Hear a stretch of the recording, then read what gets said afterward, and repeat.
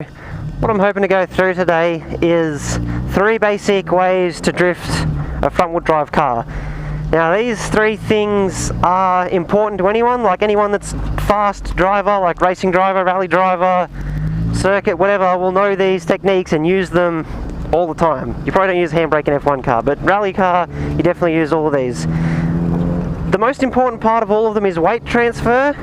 So weight transfer is most obvious on really soft cars. So this car that's really stiff, it's not as easy to tell.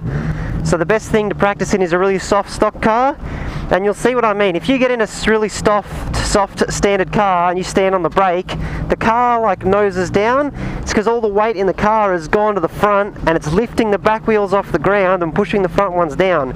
Same as if you swerve left to right. When you go right, all the weight shifts over to the left and the right wheel's coming off the ground and the left-hand ones are digging in. So that's pretty much every technique to drifting in any car revolves around that. So the 3 things we're going to go over is a braking drift, lift-off oversteer, and a handbrake.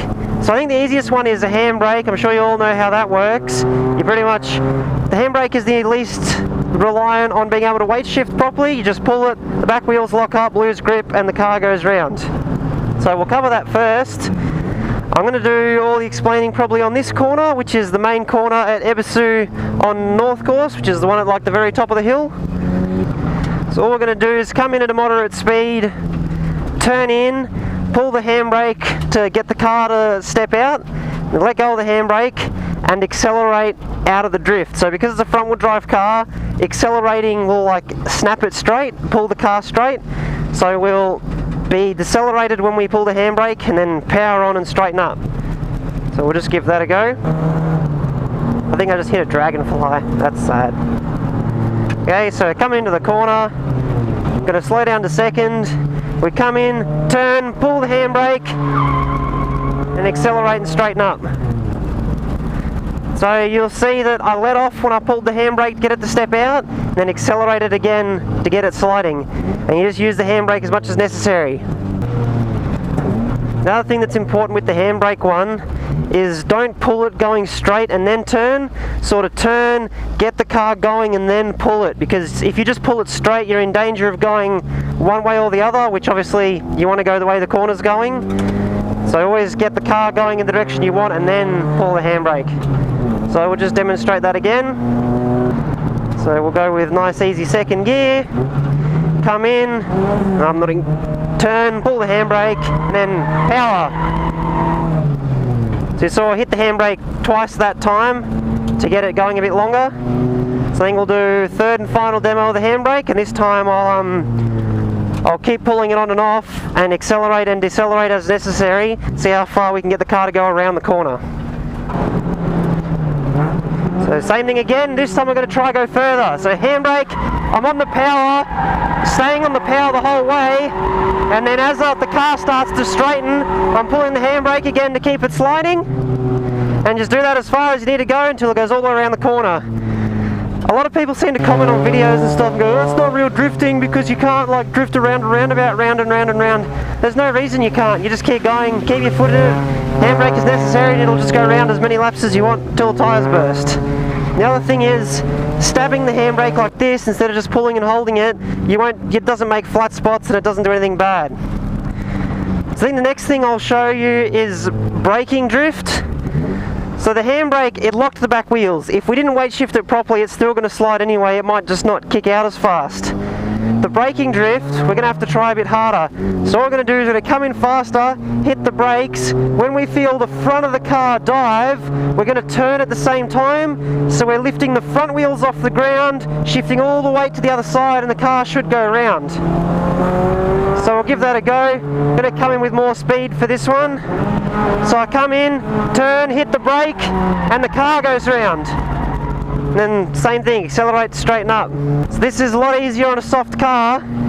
You really feel the car like dip and turn. It's all about feeling the weight and lifting and pushing in the wheels that you need to like slide and the wheels you need to grip.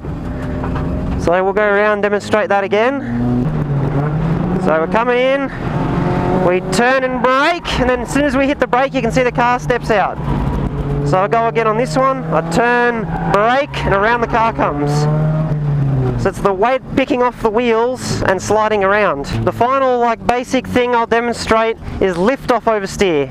This is very similar to braking oversteer in that when you decelerate, it shifts the car's weight forwards. You turn at the same time to get it to rotate around the corner. It's harder because you need to throw it a bit harder to get more weight shift, and you only have the engine braking to rely on, not the foot brake. So for this one, I'll demonstrate it on the uphill corner so I can go a bit faster. One thing that's really important with front-wheel drive drifting is speed. Everything as fast as you can go. That should be important in rear-wheel drive drifting too. The coolest drifting is the fastest drifting, but it's easier to sort of learn going slower.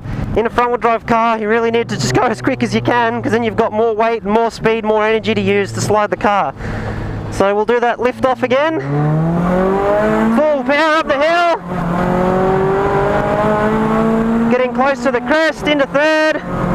So here's the turn in, let off, car steps out, back on the power to straighten it up, and that's lift-off.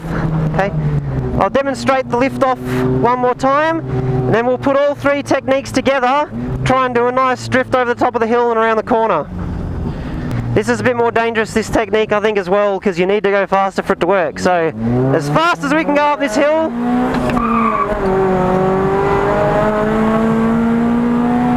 We'll get to the turn here. See, I turn in, let off the power, the car steps out, and then back on the power to straighten up. Right, now I'm going to try and put all these three things together. So we'll come over the hill, lift off oversteer, we'll power out of that, and then use a braking drift initiation, and then let the weight throw back the other way, and then we'll use a technique of braking drift into the corner, and then handbrake to get us out of the corner. Here we go, let's see if I can put this together on the first go. So, fastest we can get up the hill, go car!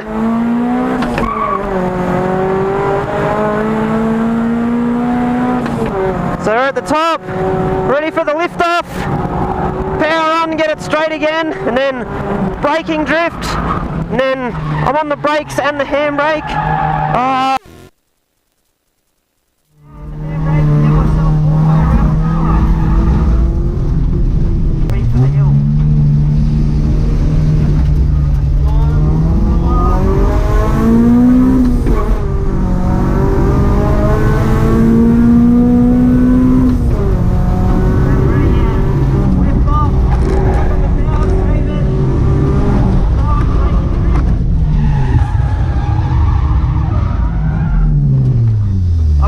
On the cable for the, oh no!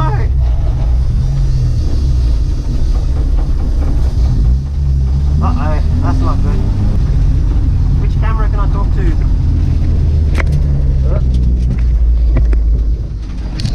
Can you hear me talking now? I think I've just it looks like I've chewed the microphone cable in the handbrake. So I think that concludes today's lesson on how to drift a front-wheel drive car, but sort of how not to do it as well, because I didn't make that one. So, hopefully that makes sense. Like I said, it's definitely easier to practice in a soft, floaty car that you can feel it sway left and right and tip forwards and backwards and shift around. So, yeah, have a practice. It's good fun.